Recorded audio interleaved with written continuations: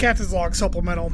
Well, the inspections are all done, and we got our additional 20 staff all on board, in quarters, good to go. We're finally ready to pull out, but wouldn't you know, still having a naming issue on this new ship. We finally, I guess, figured out what the problem was with the computer. Apparently it has gained sentience and has been giving the station all kinds of trouble, which, go figure, right?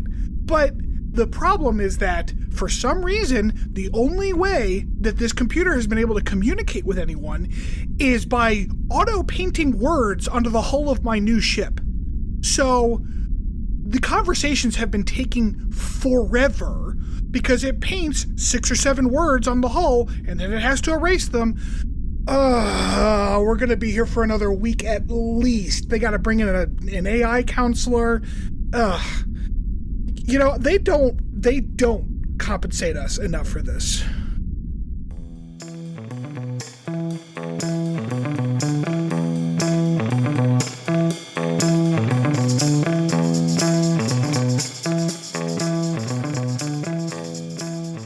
Welcome back, everybody, to Captain's Log Supplemental. I, as always, am joined by my friends and co-host, Robertson.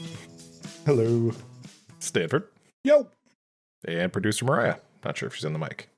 Hi there. Hey. You know, that's funny because you're like, I'm joined by my friends and co-hosts, so it sounds like Mariah's your friend and Rob and I are just your co-hosts. Friends. There's an S in there. Oh, dog's upset. Oh boy. Lost my train of thought. Okay. Uh-huh. We are also joined this week by Disco, my sibling's dog. He's adorable. He's the goodest boy. Anyways, we rewatched Star Trek. I got more important things to get to. Yeah. So, yes, as always, we appreciate your listens, but please definitely like, subscribe, review, and let all your friends and family and anybody who might be interested in listening to it know about us. That will help us tremendously. Today's... Go ahead. Yeah, we have a momentous occasion. A world first happened on Friday. What was that? Mariah watched the pilot of Voyager. Oh God! So Mariah, give us some first impressions. Throw out some words you'd use to describe this moment in time. It was old. That's fair. Yeah. I mean, it's not wrong. It's funny to watch older stuff because it's in the 6x4 aspect ratio, the old TV. Oh my gosh! ratio. Why are their faces so close to each other? They stand so close to each other. Close. It's so uncomfortable. It makes me so uncomfortable. Yeah, I watched some old sci-fi, not old, but older. I watched some Stargate SG-1 a couple months back. I'm like, oh no. They're so close. You're gonna get COVID. In 20 years. So yeah, episode today we are talking about is Stigma. God, what a fucking terrible title. I mean, it's just too on the nose. Well, okay, sure. Do you know? Well, okay, I'll get to it. Never mind. Let's just dig in. So we open the episode in medbay with Phlox and T'Pol, and they're having a conversation talking about some treatment she's been having and how it's not working anymore. And he goes on to talk about how it could be life-threatening pretty soon. Luckily, they're at this medical conference, and he suggests to T'Pol to go see some Vulcan doctors. She seems hesitant about the whole situation. Which we find out. Oh, well, before we get down to the medical exchange, we do get to see the actual first other Denobulan besides Phlox on the show. There, to this point, has not been any other ones. It is his wife. Also named Phlox. No. Her last name is Phlox. Well, actually, sure. I don't know that... Is her last name actually Phlox? I know Tucker... They specifically did say that. Yeah, her first name is Fiesel. Okay, because Tucker called her Mrs. Phlox, but I didn't know if that was just him being a joke. Yeah. Right. So yeah, she comes on board. She's an attractive Denobulan lady. We get a little weird sniffing going on, so that was a thing. Just very sniffy. The actor playing the wife does an excellent job of sounding just like Phlox in her like intonations and mannerisms as she speaks. She really does. She did a great job. Yeah. We get a creepy Denobulan smile, which is slightly less creepy than Phlox's, but still creepy. Also, she is flirting with Tucker already. Oh my God. Immediate flirting. She's like, oh, I'm going to get on that. I'm going to get me some tall, dark, and southern. I need me a perfect gentleman is what I need. So we get a quick establishing shot on the medical conference afterwards with some terribly animated CG people, by the way. Every once in a while, we see CG on this show, and it reminds me of like Babylon 5. This is one of those times.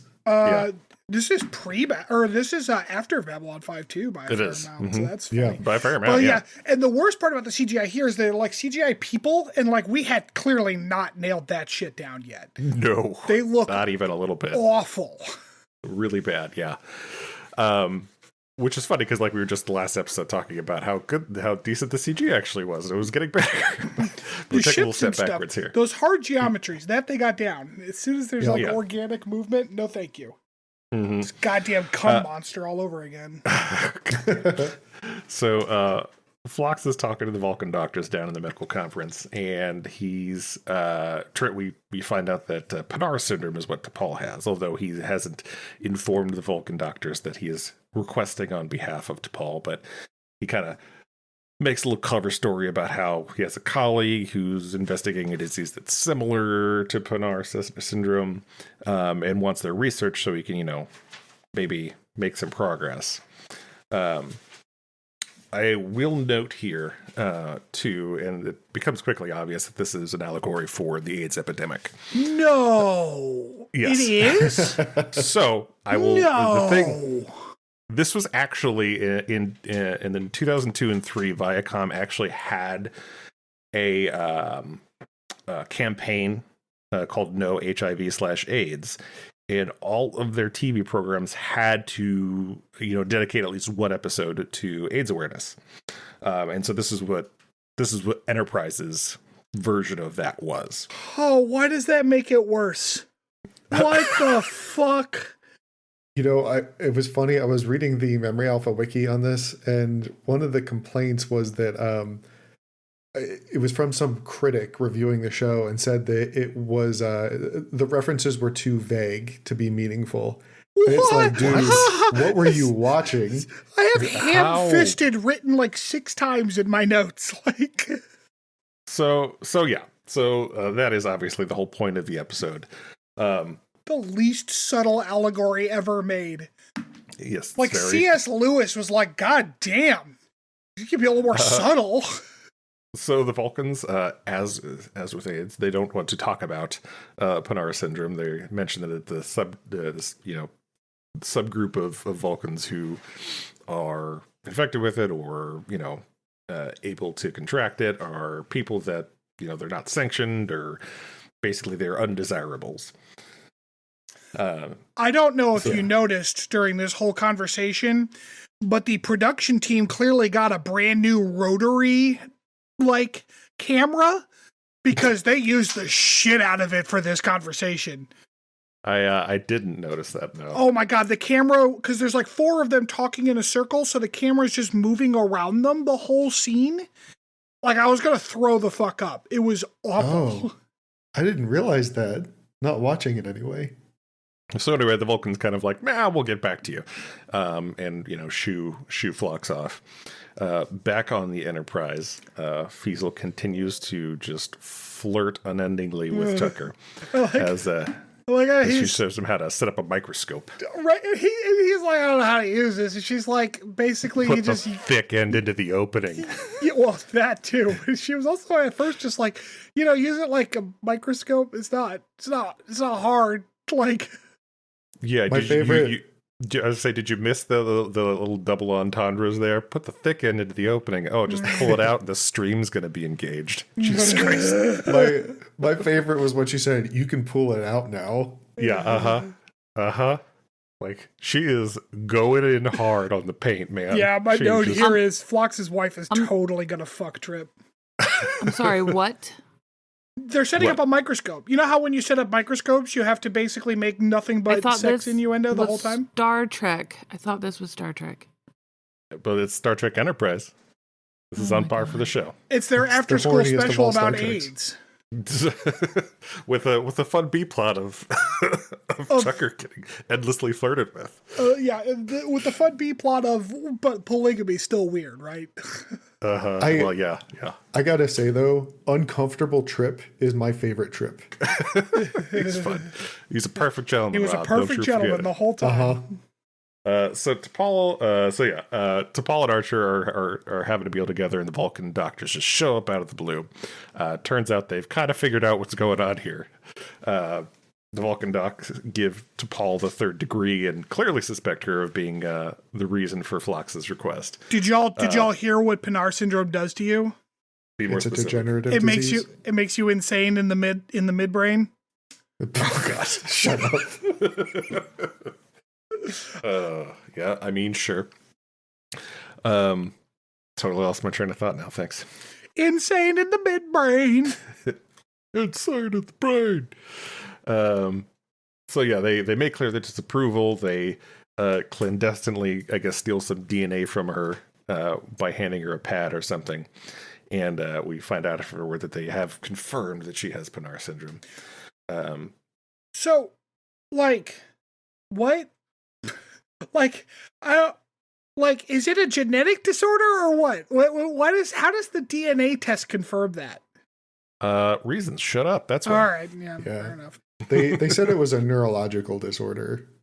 Yeah, you can get that from fingerprints, right? They specifically Yeah, call it totally. an infection, which is like, that's weird. Look, we just use all sorts of different words, okay? So yeah, back in Midbay, Feasel continues to flirt with Tucker. I said, And yeah, back to the horn show. back to the horse show. And Tucker is so uncomfortable. So he plays a good uncomfortable, I'll give him that. Paul and Phlox get called into the principal's office with Archer, who's upset at them because no one told him what's going on. Because, you know, he needs to know that, I guess. Yeah. Why did he feel the need to know this? So anyways, He clearly does not understand the stigma around disease, which, you know, fine, whatever. He has no knowledge of it, sure. But he's still like being weird and pry about, why didn't you tell me you were sick? That's none of your business, man. So Phlox here is like, I've known about this for nearly a year or whatever the hell. It's just now that I realized, like, that they're at the IME and stuff, which means that, like, I guess we're no longer having trouble, like, finding the parts we need so that we can get back to Earth. Are we done with that? Yeah. Yep, we're When done did with that get dropped? Because, like, I feel like it was either the last episode or the one before where they were like, we need some parts from these people. Yeah, they got him. Job's done. Move on. Yeah, All right. they got their parts. It seemed like it was going to be the arc for pretty much the whole season, right? But, like, I guess they're done. They didn't even Yeah, that's mention not- it again. Not really That was an a- arc this season. That was a 3-episode arc. I guess. Like, they don't even have, like, the... it's actually... You bring up a good point, because there really isn't an arc this season so far. Like, the first season had, like, the Suliban and everything as kind of a, a season arc. A but there's loose not- cohesion, yeah. Right. But, like, there's just nothing in this one so far. Right, because I thought that was going to be it, you know? But, yeah, because, like, Nope. what, didn't they just... because there was the whole catwalk thing. Mm-hmm. That I thought was like kind of vaguely part of it because like I don't know it's weird. It's I feel like they just dropped it because like it seemed like it was going to be a thing, like a mini little Voyager, right? Like, oh, we got to get home, but we got to find these parts from these various people and stuff. But then like Right. that just went away after a few episodes. Yeah. So Archer thinks, because, of course, T'Pol was violated. It wasn't a consensual thing that the Vulcans will understand. Paul doesn't think so and has her reasons for not explaining, which she explains later. But Archer says he plans to get the info to help T'Pol and goes to yell at some Vulcan doctors. And I don't know if we're being clear on this, but like the idea here is that the mind meld itself, the ability to do a mind meld, Yeah. is contained only in a small subpopulation of the Vulcan population. Right. So so this is the obvious allegory, right? This is Right. It's AIDS. Yeah, I gotcha. But Yeah. because everyone knows that during gay sex your minds link up. Yeah, it's the same thing. But my question is I don't think I've ever seen a main character Vulcan who could not do a mind meld, and I know this was a couple hundred years ago or whatever, but what a weird thing to pick. What's his name? Kentuvok from Voyager? Oh yeah, he does it a bunch several of times. Yeah. Okay. It's basically how he shakes hands. That's mind melding like the transporter solves a lot of problems. Sure the fuck does. And I guess so y'all looked up this thing about the Viacom after school special thing. When did they get this assignment in relation to this show being written? Because they got it into it was I guess it went out to all their programmers and stuff during 2002 before filming and everything, and then 2003 is when the campaign actually took place. It just seems so weirdly retconny and ham-fisted to use the Vulcan mind meld as an allegory for gay sex. What a specific thing to pick. When you exist in a show where you can make that allegory show up on any planet you visit. I think their goal, and from what I was reading, Chris, I didn't read too much into it. I read a little bit about it. They weren't told that they had to specifically make an episode about it. They just had to have some blurb about it, by the cast at some point during the screening of that episode. Right. The episode had some type of AIDS awareness message. Right. So it was up to the writers' room. They were the ones who ultimately made an entire story around it. Yeah, right. I get that. I have to imagine that they picked T'Pol because she was a beloved character that it was to make bring awareness to a character that everybody had some sort of an attachment to, instead of making a character gay. Reed. Right. Instead of Reed, it's no one cares if Reed gets AIDS. Jesus Christ, Rob. Jesus. I guess, I don't know. This just seems so... Because the problem is that it's not that it's... it's fine to happen to Paul. Although, again, there's that rapiness of it that's, a little uncomfortable. Sure. Mm-hmm. Which she's pretty much that shouldn't be the only reason, but, whatever. But... The problem I have is the mind meld is a Star Trek staple for 4 different shows now. Yep. And now they're gonna fuck with it in a weird way. Yeah, I remember when I initially watched Enterprise and thinking back, I'm oh, so this is it just all of a sudden after a couple hundred years everything's cool? Okay, after a couple hundred years, thanks to them liberals, everyone is required to have gay sex. All right, you know what? Never mind. Actually, it checks out. That's... Oh gosh. Okay, so some fun little mid-segment trivia here. Apparently, one of the written languages seen on the Dikendi 3, the planet they're on for the conference, is a reuse of the Vidian written language from Star Trek Voyager. Oh, the Vidians. They would know how a medical conference should be run. Yeah. Dr. Orat, so the head Vulcan doctor, is played by Michael Ensign, who also played Mr. Krola in First Contact, Lo Zhao in The Forsaken in 1993, and Bard in False Prophets in 96. Yep. But he was in several other Star Trek shows, I guess. Interesting. The Dikendi ship that carried Fiesel was actually the same art and design as the Ferengi vessel in Acquisition in last season too. Oh, I read that. Yeah, that's really weird. Right? Why would they reuse that? I mean, I guess I can imagine why they would reuse it just to save on compiling. Maybe the Ferengi sell their ships and the Denobulans had one. Yeah, didn't think of that, did you? You narrow-minded. No, it was just lazy. So, obviously Archer goes down there, gets all cranky with the Vulcan doctors. They're like, we're just going to keep on hating. And Archer gets cranky and leaves. And I guess, like, the Vulcan doctors have enough sway over the entire ass IME that they're like, by the way, Phlox isn't allowed to come down here anymore. Yeah, Like, what apparently. the fuck? Yeah, it's a big building too. I guess they're head honchos. So after Archer's visit, T'Pol gets a message from the surface and goes to see Archer. Apparently, the youngest doctor has asked T'Pol to go meet him clandestinely, and she ends up having him provide her with the Vulcan research on Ponar syndrome, and actually admits to being one of the minority. How? How is that what's possible? That? Like, a 30-second DNA test can apparently tell you whether or not you're part of this minority. Why would he bullshit? Plot reasons. Like, I agree that it's nonsense that the Vulcans are discriminating against these people, but if you are establishing that they do, why the fuck did they not run these DNA tests before this guy got this very influential job? Sure. All right. Plot. This guy's entire entrance into this is a fucking contrivance that I think was lazy. They could have done this in a better way, and this character here is what makes it a lazy what makes it lazy schlock. So Because we can't have actual consequences for T'Pol. We have to have this throwaway character deal with all who the gets in trouble. Yeah, I did agree there. Yeah, that was my takeaway. Oh, T'Pol's okay, but well, we'll get there anyway. Yeah, sorry.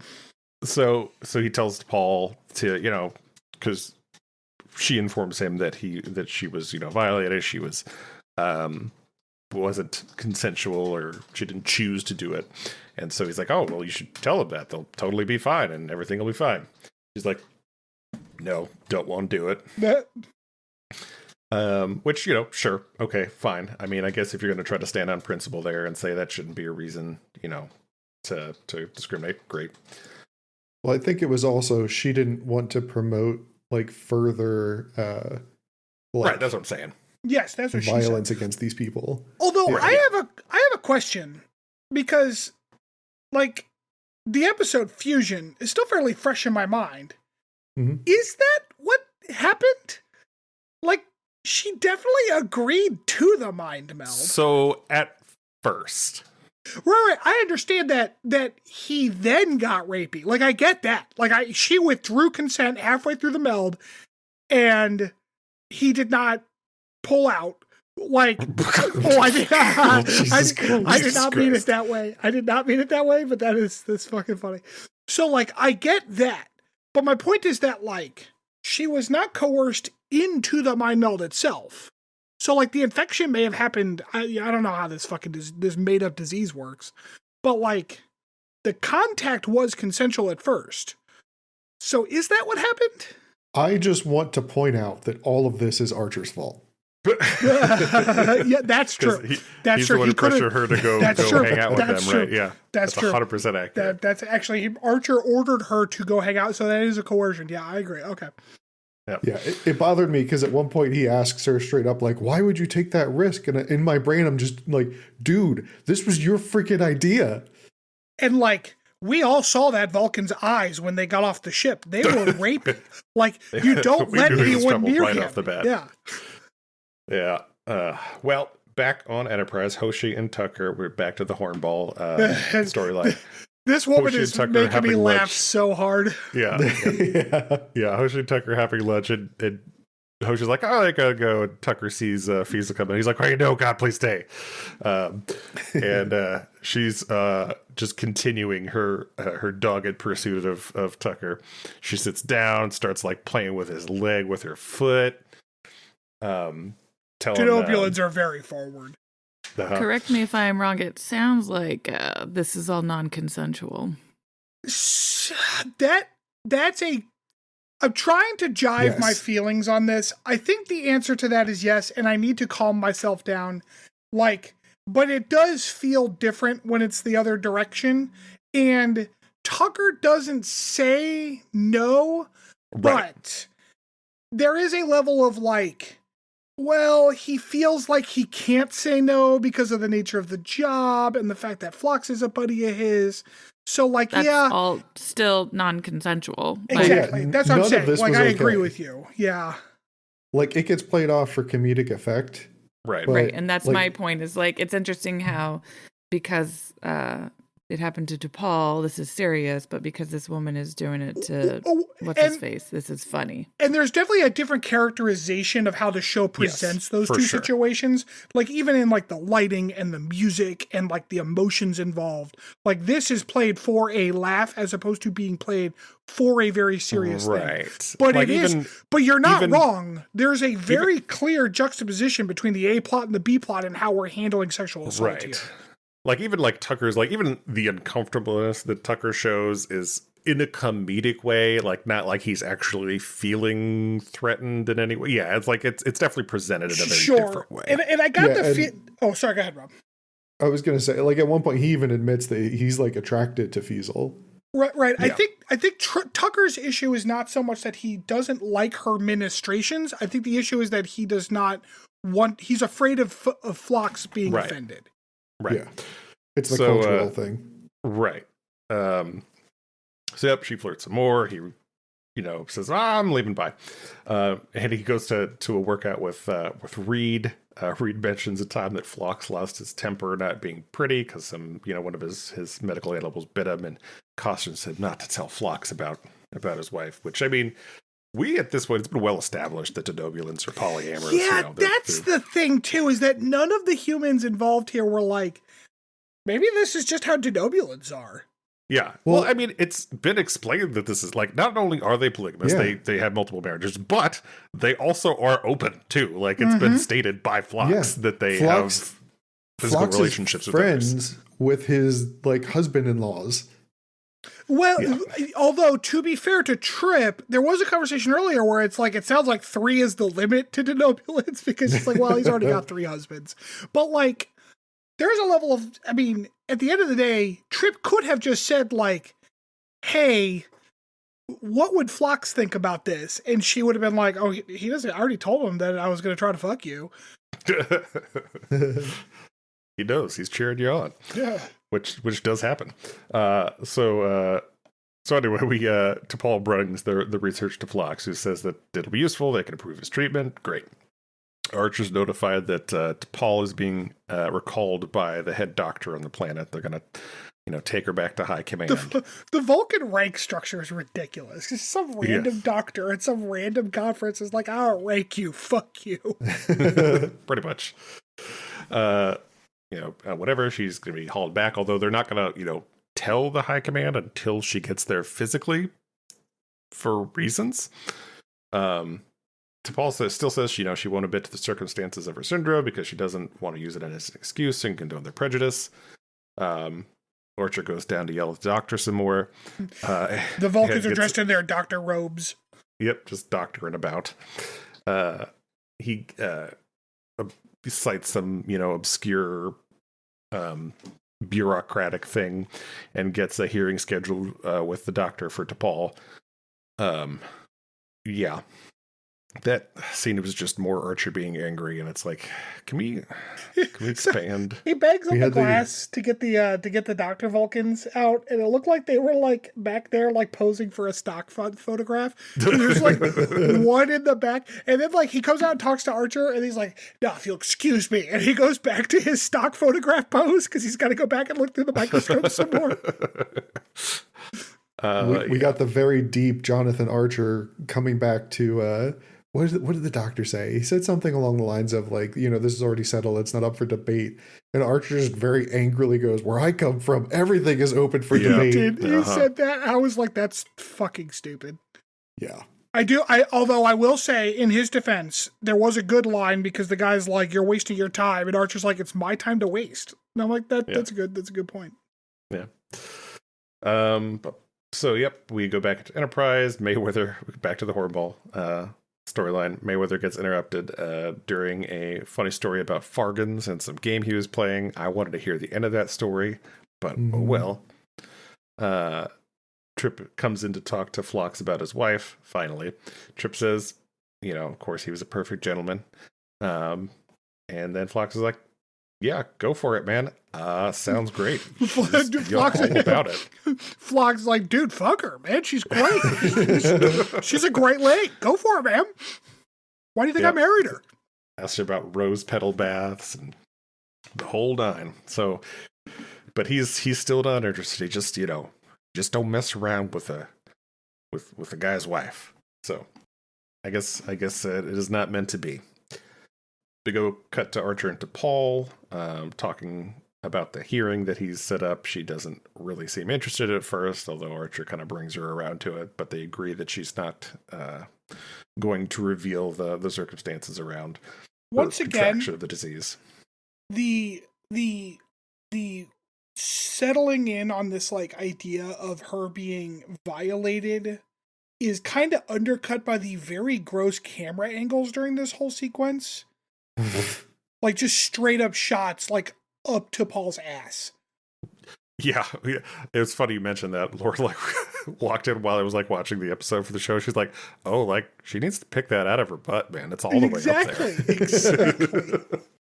So yeah, it's that's just classic Star Trek Enterprise for you. Yep.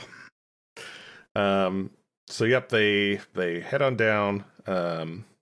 We get just you're born that way allegory. It's not a choice, of course, for the homosexuality. Archer does accurately point out the hypocrisy of their narrow-mindedness. Always telling humans. It is weird. It's weird that the Vulcans are well, genetically these people suck. Fuck them. It's a weird thing. Given everything else we know about them, yes. Yeah. I don't know, man. There's this weird conflict in Vulcan culture between logic and just unabashed traditionalism, which doesn't make any sense. Yeah. So I could see them buying into this. I don't know. Maybe that's why they went with the Vulcans. I disagree because Vulcans are also very firmly about personal discipline and choice. So I acknowledge that the Vulcans might be yo, if you've got this genetic condition, you are more prone to XYZ. But the idea that that's all it takes to condemn someone rather than actually making the decisions and choices to live their life in a way that is against the teachings seems completely contrary to how the Vulcans are always portrayed. I think you should ask the Romulans how they feel about that. But the Romulans weren't kicked off the planet because of their genetics. They made a choice. Off the planet by their beliefs. Yes, they left because of their beliefs. Yes, they would. Yes, they did. Right. And that's a choice that they made. That's my point. Is that no one on Vulcan's oh, genetically you're a Romulan, get the fuck out of here.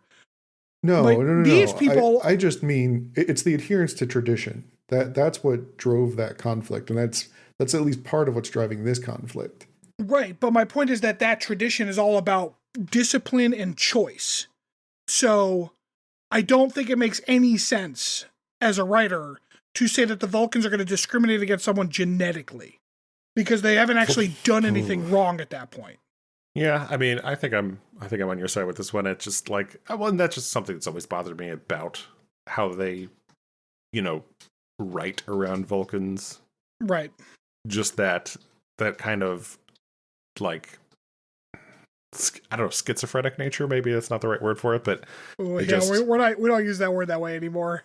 Yeah, I don't know. It's just it's all over the place.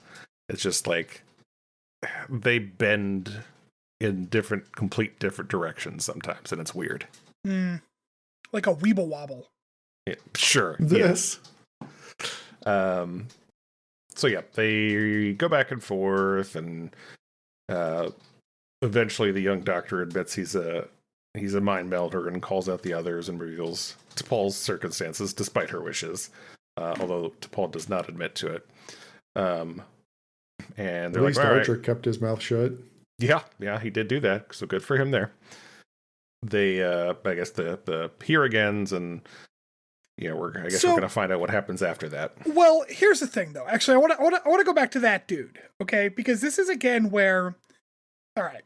So I'm going to get to this dude, but let me take a quick tangent. Let me talk about 3 other things first. Y'all know the X-Men is like a homosexuality allegory, right? Here it comes. I did not, but I can see it. I've never specifically seen it referred to there as, but like a minority allegory in general. Right. Okay. So like that's the thing. And like if you remember I think is it the first movie or is it the second movie? It must be it is the first one. Where they're on no, it's the second one. There's like 12 X-Men movies. You got to be more specific. Sorry, the second of the original series. Where they're on where like Wolverine's got those kids from the school on the run and they go to Bobby's house. Right. And she's like, have you ever tried not being a mutant? Like this whole thing. Oh, yeah. Right. But like the idea is that like it's like an allegory for the oppression of like gays. Okay. But the problem is with that allegory is that gay sex does not potentially end the world. Right? I mean, like, that depends who you ask. I understand. I understand they're going for this allegory, like we can't register mutants, that's wrong and a violation of rights. But also that mutant there can level a city.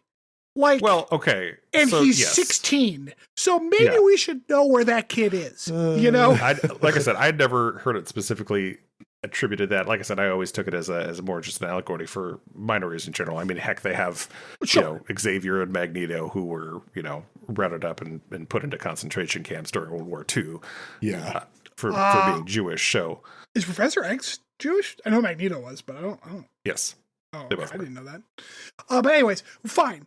But like again, even as a minority allegory, it still falls apart at that point where it's like, this is a superpower we're talking about in the hands of a 15-year-old. Listen, it's an imperfect allegory, but an allegory nonetheless. So when this guy's like, I don't know what's wrong with it, we just share our thoughts differently. It's like, yeah, you're not using different words to express the concept of happiness. You're literally tapping into another person's fucking brain.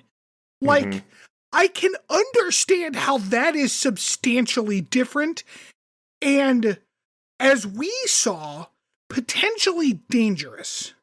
I mean, sure. Like so is just being a regular person who can shoot somebody. So sure. I'm not saying it should be illegal per se, but I am saying that allegory doesn't really track, because what he's saying is that the mind meld itself is just a different way of expressing thoughts when, unlike for gay sex, there is straight sex, which is the same thing. But like, there is no equivalent to the mind meld. It is a fundamentally different thing that's going on. Does that make sense? I mean, to a certain degree, yes, I understand. Also, we're in a science fiction show. I fucking hate these allegories. I hate these. I would have preferred if they had just gone to a planet where being gay was illegal and that was the whole episode and we dealt with it. Like you have the opportunity to do better with your allegories and you make them so fucking stupid. I completely agree with you there. As I kind of mentioned earlier, like they could have just, I don't know, turned this into one of the characters is gay. I mean, it would have been very easy. Or maybe have like another flashback. It's like, well, T'Pol's great aunt was in the United States during the 80s. Like, Yeah. Jeez. Okay. Just thinking back to that episode now. Carbon Creek. Yep. Best episode. So we get back to Enterprise. We get some more creepy sniffing between husband and wife. It's not creepy. Weird is fine, but it's not creepy. Weird. They are both consenting sniffers. Fair enough. Tucker quickly exit awkwardly, and Phlox and Fusil share a little giggle about humans and their prudishness, I guess. Yeah. Well, I like how Phlox when Tucker and his wife are in the room, he's like, it's too bad y'all didn't have sex while she was here. It'd be great. Yeah. Right, just like right there. It's like didn't get to know each other. That was a very heavy no. Biblical no. Yeah. Biblical no. Yep. So Yeah, we get our plot line wrap up. We find out that the young doctor has been suspended, but Paul's totally fine. Because Deus Ex and whatnot. Because we're gonna have that weekly reset. Yep. It's just like I completely agree with you here on this point as far as the young doctor being kind of the cop out. Like, well, it's just like what episode was it that it was like a good episode until like the very end, and they just had like a cop out ending. Oh, speaking of X-Men, it was the Senator Kelly episode. The seventh. Yes, yeah. It's another T'Pol special right there. So yeah, just like there's I mean, can't there be consequences that not only like I know it's a weekly reset thing, but like I don't know, that just opens up like other plot line and writing avenues for you. That makes things easier to make good episodes later. Yeah. So, do you think, because I don't remember this show that well, do you think that she's going to mind meld later because they're going to forget that they said that she can't? I am almost 100% sure that she mind melds later. Mm-hmm. Well, she got the treatment now, so it's fine. But it's not, the disease is a side effect of being mind melded with from someone else who was infected with it. Fucking brain AIDS or whatever. Sure. But like they explicitly said that she cannot do the procedure. She cannot mind meld. She does not belong to the minority of Vulcans who are able to do this at all. Yeah, that's true. So if she mind melds later, I'm gonna say it. I'm gonna say that this show might not be that good. What? All right. So I think that brings us to our rating. On a scale of 1 to 5, where 0 is threshold, where do we fall? I gave it a 2. It was ham-fisted, but I thought that it was nice that, especially in the time period, the author, like the writers went for it. So I gave it a 3. Yeah, I'm on a 3 on this one. Like, yeah, there was some parts that annoyed me, especially the end. But overall, like, I thought it was an interesting episode.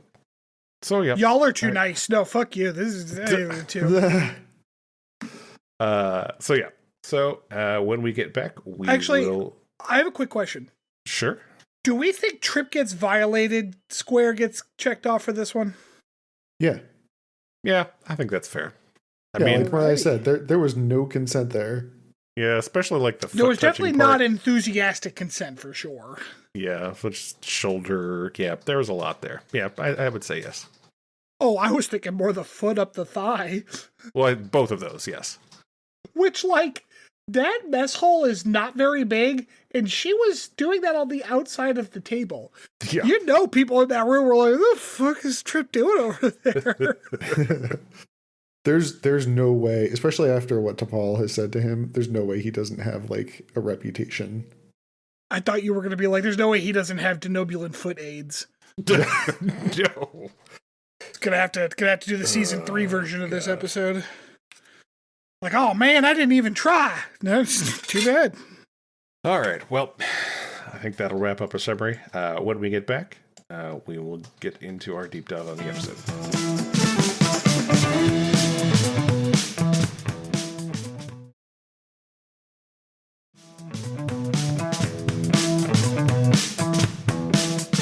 All right, welcome back, everybody. So for deep dive, I just wanted to kind of go into, since this was such a ham-fisted allegory, I thought it would be good to explore the history of the AIDS virus in the U.S. This was something that I think we, at the time, were made very well aware of when we were kids, because it was something that kind of really, I don't want to say blew up, but became well publicized, and there was a lot of media out there in some helpful directions, some definitely not helpful directions that certainly had a big impact on me when I was young. Do you guys remember seeing all that stuff when we were kids? No. Well, so you mean like things like this? No, just like because this is obviously later on, but like early 90s and stuff, I remember there was just seeing tons in media referring to it. And it was very, what's the word I'm looking for? You know, it was a lot of scare tactic stuff, right? Yeah, I remember the drug stuff, right? Like, like I remember the DARE program. all the specials about, well, not just being the DARE program itself, but I remember all the specials on TV about, like, don't do drugs, kids, they'll fucking ruin your life. Right, because sharing needles and whatnot. So, yeah, anyway, the AIDS virus generally is believed to have found its way to the U.S.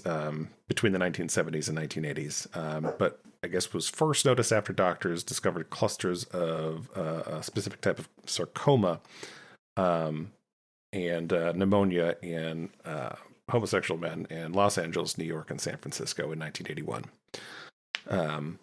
And because these groups were where these viruses were found, at least initially, for the most part, that certainly contributed to a lot of the fear mongering and everything around that AIDS scare and, you know, the epidemic, as they called it at the time.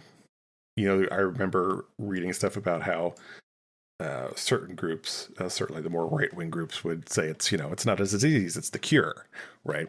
Because it was obviously fatal to a lot of people at the time. Apparently, initially, foreign nationals who were infected were turned back at the United States border to help prevent additional infections. Though the number of United States deaths from AIDS has declined sharply since the early days of the disease's presentation. In the United States in 2016, 1.1 million people aged over 13 lived with an HIV infection, of whom 14% were unaware of their infection. As is the case with many diseases, unfortunately, it is heavily weighted towards minority populations, African Americans, Hispanic, Latino Americans, and homosexual and bisexual men.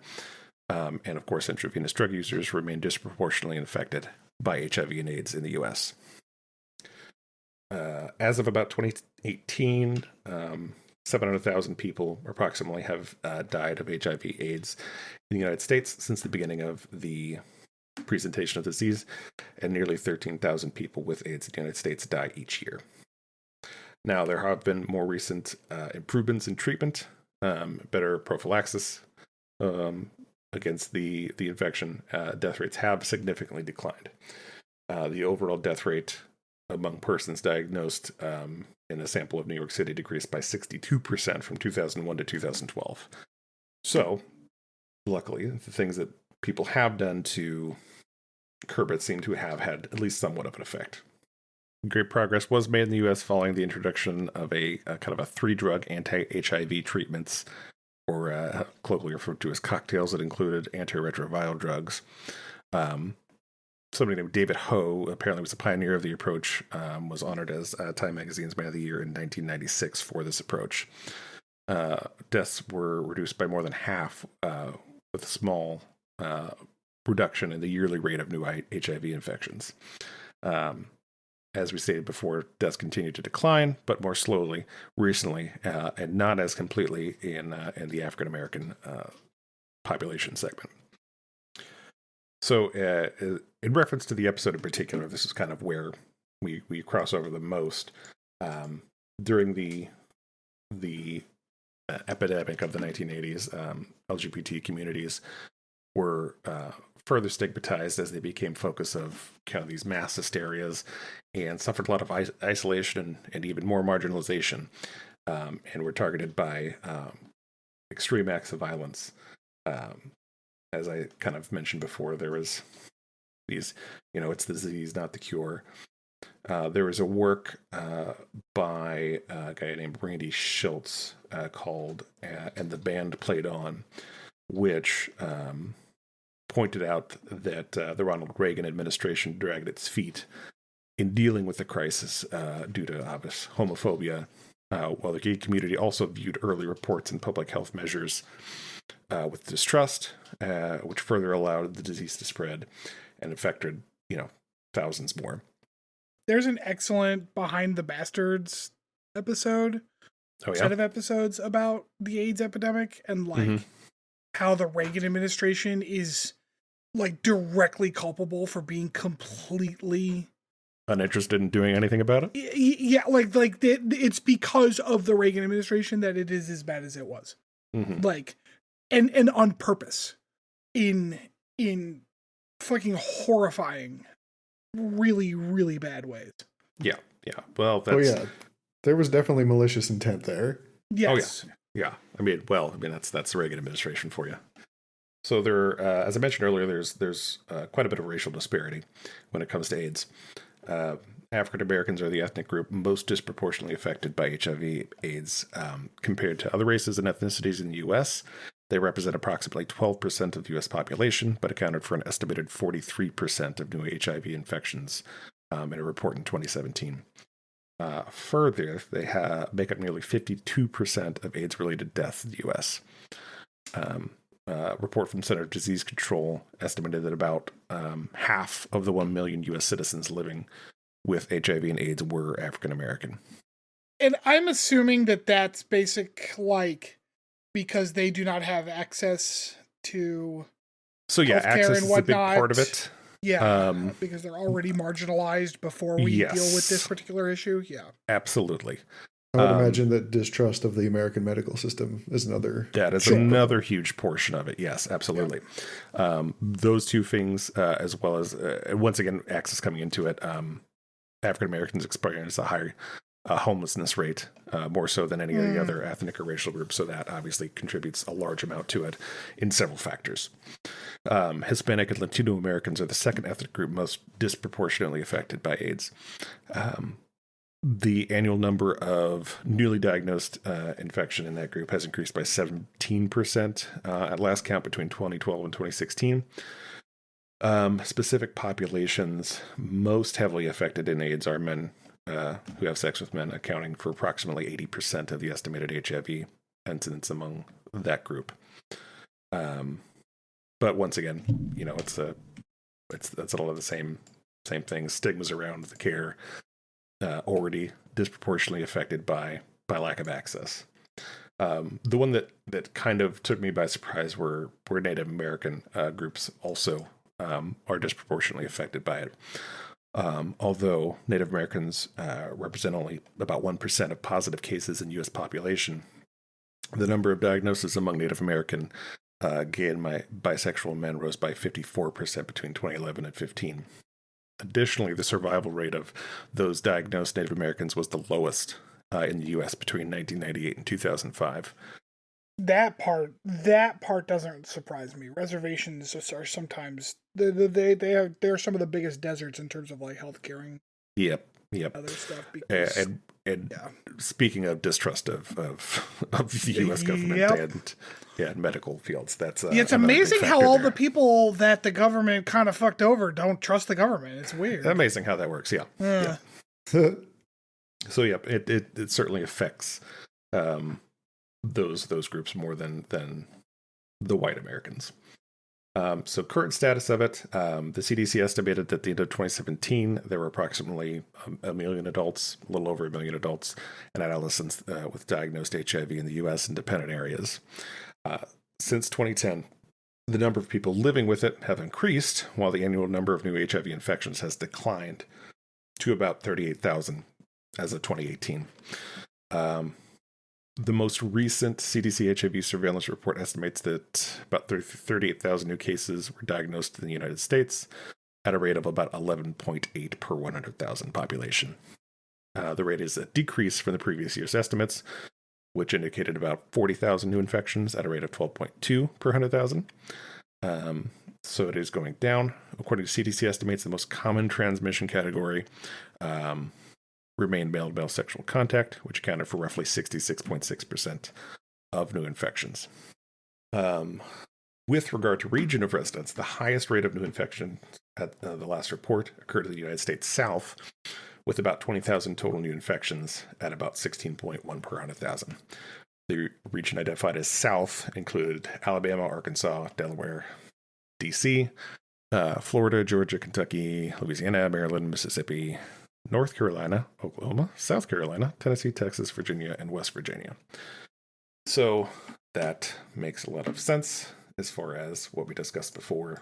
Heavy minority populations there, a lot of lack of access to healthcare.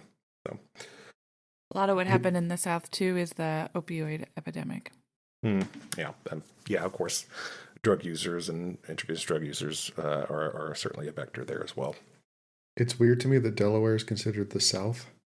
It's below the Mason-Dixon. Yeah, I also thought that was an odd inclusion there, but hey.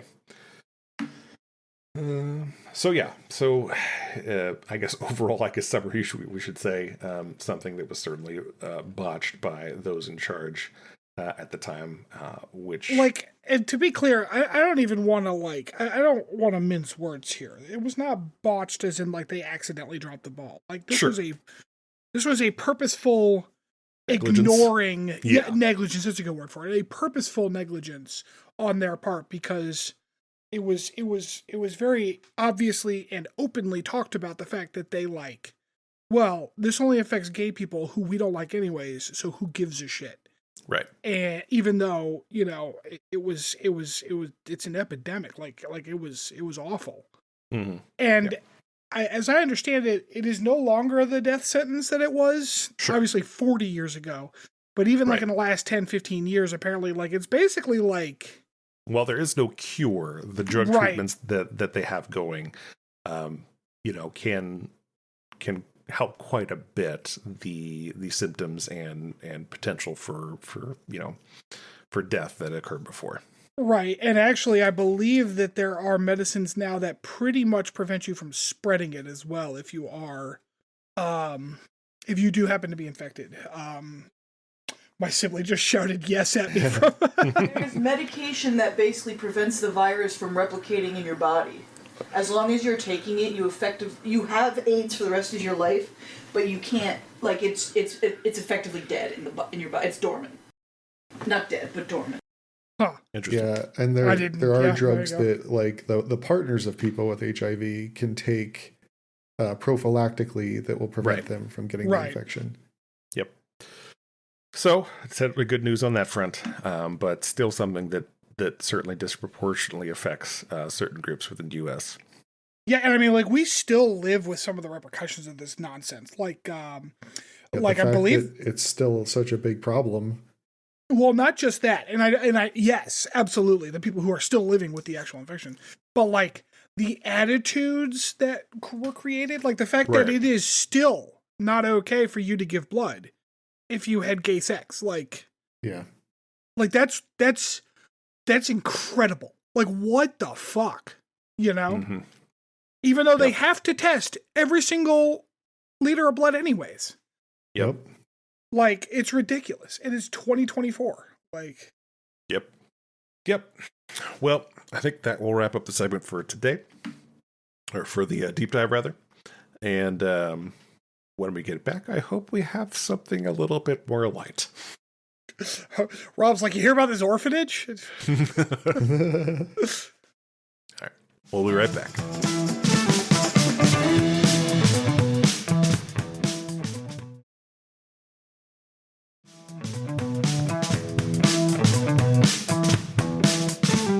All right, welcome back. So, yes, this segment should be a little lighter, Chris. So, after we learned a little bit about Denobulan culture in this episode, I figured it would be fun to have a Denobulan culture quiz. Oh God! Yeah. Do we know that much about Denobulan culture? That's my thought. You do. There's really only one question in here that falls out of the range of episodes we've seen thus far. Oh, I thought you were there's only one question. It's No. I concentrated it purposefully on things that we've already seen. And it's one question. It's an essay question. It's an essay. Yeah. Get your blue books out. Timer set for 10 minutes. All right, so I figure I'll go through these and we'll get answers from both of you, and I'll just let you know who is correct. What is unique about the living arrangement of the 12 billion inhabitants of Denobula that made Phlox's stay in the catwalk a little more comfortable than most? Oh. Oh, they're all on one continent. Oh, yes. Yeah, that's right. Yep. That's a point for Stanford. Fuck yeah. Well, I totally do that too. Shut up. Yeah, I was so convinced by how you answered that. I guess we'll go with whoever answers first. That way. That's fair. Yep. Yeah. What character trait do the Denobulans possess in abundance that makes their marital interactions, sometimes even the absence of marital interactions, easier in their society? What do they possess? What character trait? Character trait. Yeah, it was mentioned in this episode twice. Oh, Jesus Christ.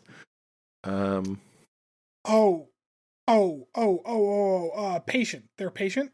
Oh, yep, that's right. That's right. Yep. Fucking A. I don't remember them. Oh, that you said. When you said in abundance, I thought that was the name of an episode. Mm-mm. But no, you're saying they have patience in abundance. Yes. Yes. Gotcha. Yeah.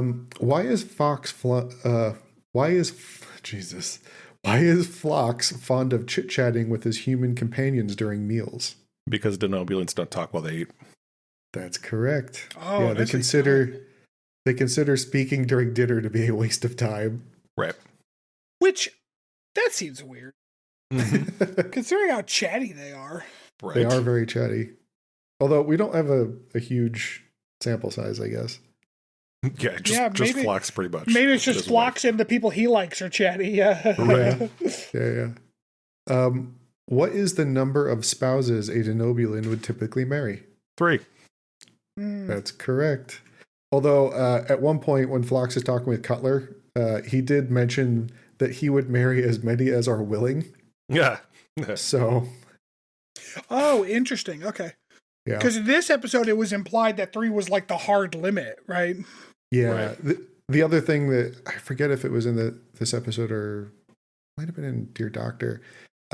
He mentioned that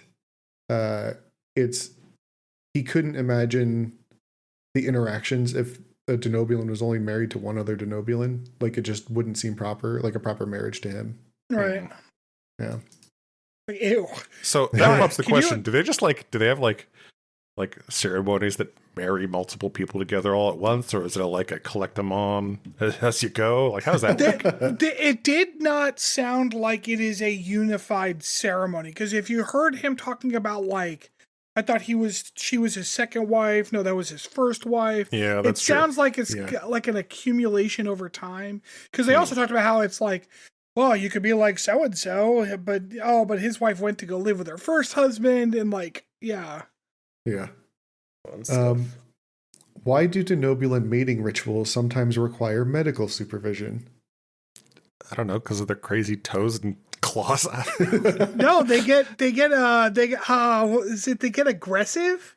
Yeah. Yeah, they get violent. Denobulan females maybe Tucker made the right choice. Pheromones, and the males can sometimes become violent as a result of the pheromones. Right, yeah, because he was telling his buddy about that, because his buddy, it was like during mating season or whatever the fuck. Chris is like, because their claws.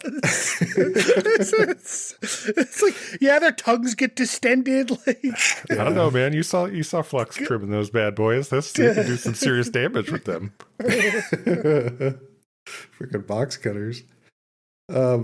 Denobulans can puff up their faces as an instinctual response when feeling threatened. This elasticity also results in an exaggeration of what common human facial expression? Smile! Yep. That's an easy one. Do we actually see the puff face part? I don't remember.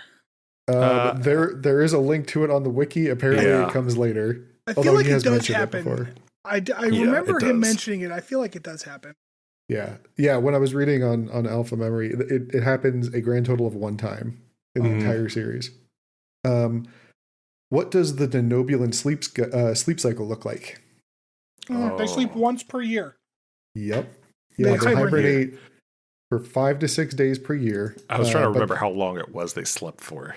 But they can sustain themselves on as little as 2 days a year. Interesting.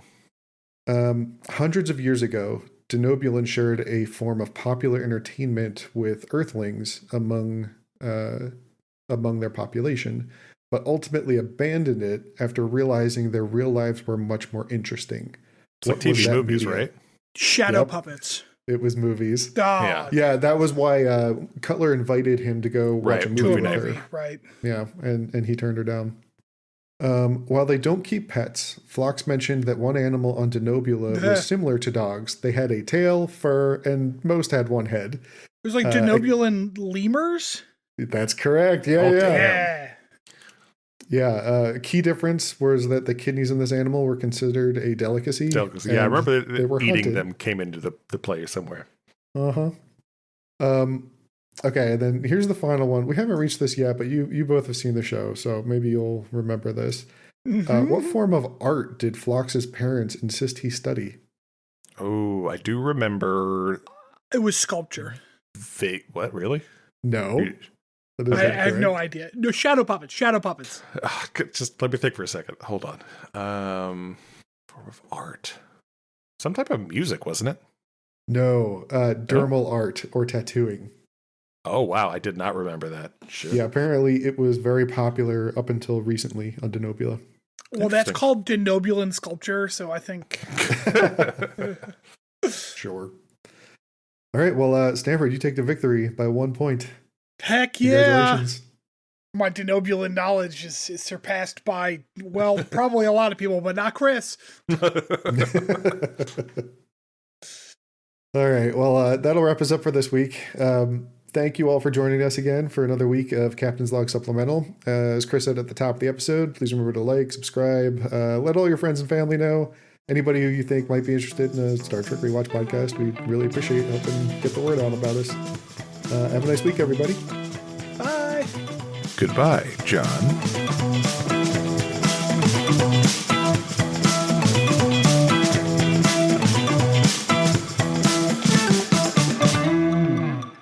Thanks for listening to Captain's Log Supplemental.